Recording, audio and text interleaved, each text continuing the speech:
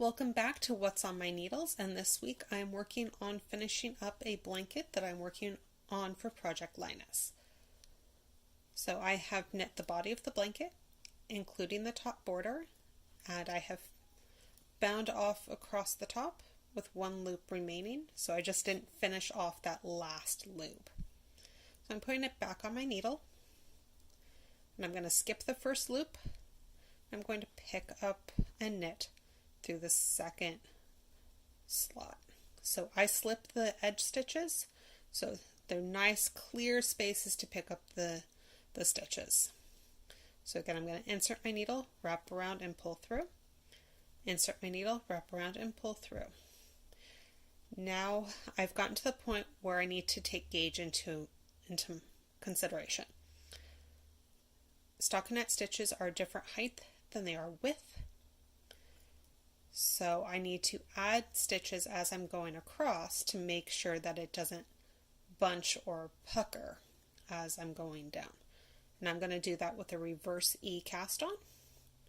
So I'm going to take my yarn and I'm going to slip my needle in so the loop kind of goes backwards.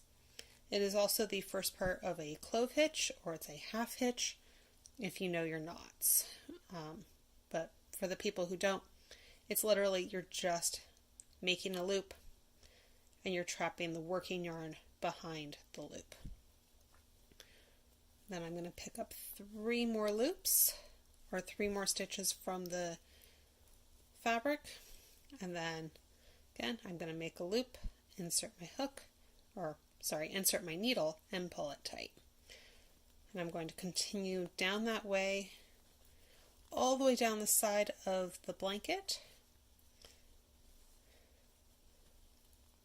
And then I will be working back and forth a couple times to make the border, binding off, and then repeating the same process without adding the stitches on the bottom of the blanket, doing it again on the bottom, so knitting back and forth a couple times, binding off, and then I'll repeat this exact same thing on the right hand side of the blanket.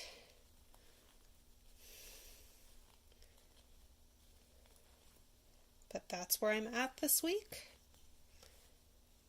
and I hope that was informative. I'll see you next time.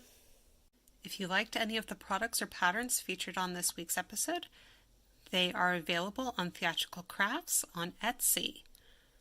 They are also available on Ravelry, also under Theatrical Crafts.